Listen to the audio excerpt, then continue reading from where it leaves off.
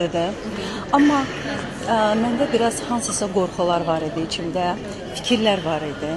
Fikirləşirdim ki, hayda, nə olmalıdır, hansı mahnı olmalıdır, hansı klip olmalıdır ki, bu möhtəşəm olsun.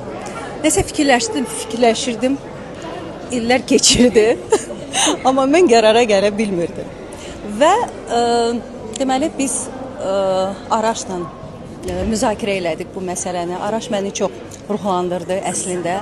Çox ruhlandım və fikirləşdim ki, bəli, vaxtı gəlir. Sonra Felix, mənim dostum, Felix də məni çox ruhlandırdı və Felix mənə dedi, Aysel, bəs istəmirsən Dream Fest'ə çıxış eləmək?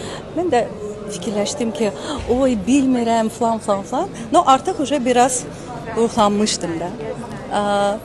Və qərar verdim ki, yox, ki mən çıxış eləyəcəm Dream Fest'dən.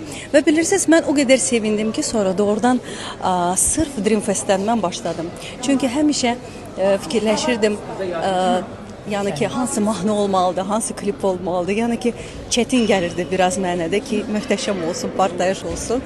Amma əslində elə də oldu, amma elə bil ki, klipdən yox, daha çox festivalla, səhnə ilə. Bəli, çox xoşbəxtəm ki, yəni ki, məhz belə alındı. İnşallah yeni vaxtlar olacaq. Biraz bir ara oldu, bilirəm, biraz çox oldu, bilirəm. Amma olacaq. İnşallah mən istəyirəm ki, doğrudan davamlı işləyim. Yəni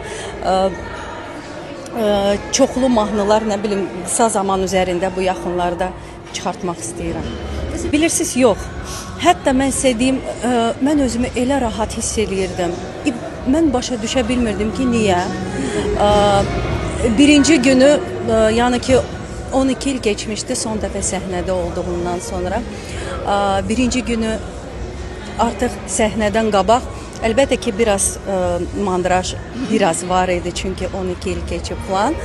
Amma mən o ki, səhnəyə döndüm, çünki orada səhnə dönürdü də, yadınızdadır.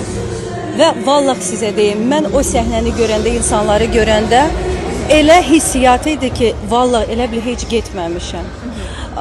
Deyirlər ki, bədən hər şeyi yadda saxlayır da, belə bir şey deyirlər. Yəni ki, elə bil ki, bədən hər şeyi yada saldı, hissiyatlar falan və mən özümü çox komfort hiss edirdim, çox komfort. Mənə